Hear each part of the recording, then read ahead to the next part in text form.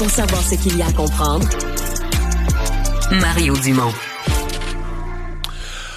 Ça joue gros là, ces jours-ci sur le front de la guerre entre la Russie et l'Ukraine parce que le président Trump lui avait dit qu'il voulait mettre fin à cette guerre-là en 24 heures. Bon, on repassera pour le 24 heures, mais quand même, il s'y adresse maintenant et ça va se passer sans les Européens.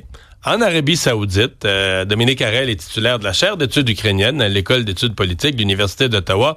Bonjour, professeur Harel. Bonjour. Bon, je commençais par, avant de parler de l'Europe, mais vous croyez que Trump, Poutine, un sommet d'ici quelques semaines, une solution à la guerre, ça vous apparaît plausible? Non, absolument pas. Absolument pas, parce que dans tout le chaos, là, du côté américain, là, toute la confusion, mais il y a une chose qui est devenue claire, là, évidemment, c'est que la négociation commence sans l'Ukraine et sans l'Europe. Mais en termes de plan, avec un P majuscule du côté américain, le plan semble être, on va geler les frontières, autrement dit, les Russes, les territoires occupés par les Russes depuis 14, mais aussi depuis 22, le Mariupol, le Sud, le parti du Donbass, etc. Les Russes vont rester là, en tout cas pour un temps indéterminé. Et puis, c'est ça. Alors, le plan de paix pour les Américains, c'est un cessez-le-feu. Ça intéresse non seulement ça, c'est un cessez-le-feu, mais pour ensuite garantir la pérennité de cet arrêt des combats, ça, c'est aux Européens, qui sont même pas invités à la table de négociation, mais qui se réunissent aujourd'hui, là, d'urgence à Paris.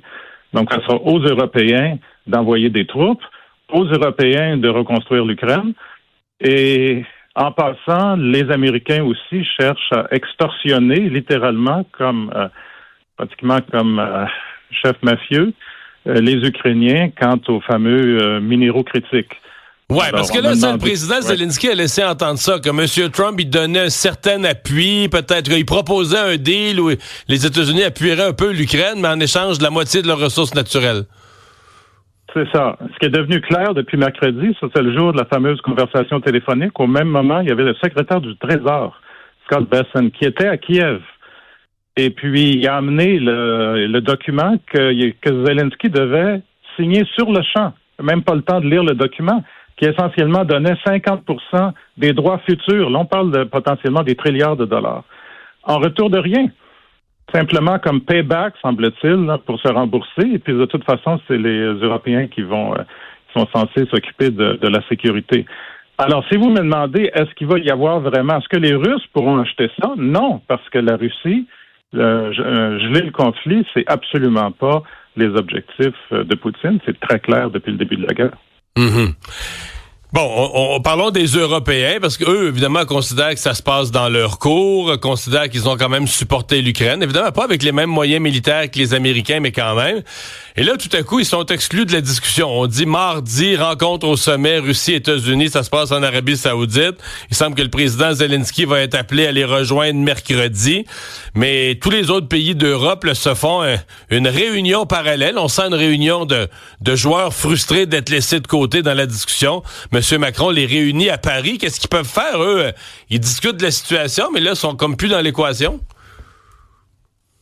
Ben oui et non. C'est-à-dire qu'ils sont plus dans les négociations initiales, mais comme je l'ai dit, le plan américain, s'il y en a un, c'est on s'entend avec Poutine sur une espèce de cessation des hostilités, en retour de quoi? Je ne sais pas si Trump pourrait même lever les sanctions. Mais pour garantir que la guerre va pas recommencer, ça c'est aux Européens.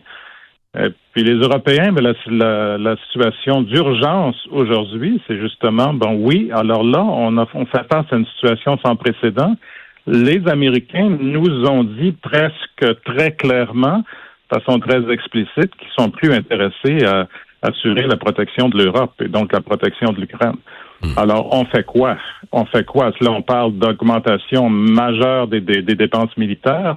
J'ai évoqué, là, parce que c'est déjà... le premier ministre britannique, coup de théâtre hier, a annoncé que la Grande-Bretagne serait prête à envoyer des soldats en Ukraine. Vous imaginez, Poutine va tous évidemment dire non, mais ça montre jusqu'à quel point il y a un sentiment d'urgence du côté de l'Europe, d'où cette réunion-là. Quant à Zelensky en Arabie Saoudite, mercredi, oubliez ça, ça n'arrivera pas. Ah non, vous y croyez pas? Non, parce que Zelensky ne veut pas se retrouver dans un guet-apens où il se retrouve sans les Européens, sans savoir quel est le plan américain, puis soudainement, on lui demande quoi? De signer un accord face à une concertation russe et américaine. Ça, Zelensky est très clair que la paix ne se fera pas par la force ou sans eux. Oui, j'entends de notre discussion que vous n'êtes pas, vous, très optimiste que ça va être réglé à la fin de la semaine. Dominique Harel, merci de nous avoir parlé aujourd'hui. Merci, bonne journée.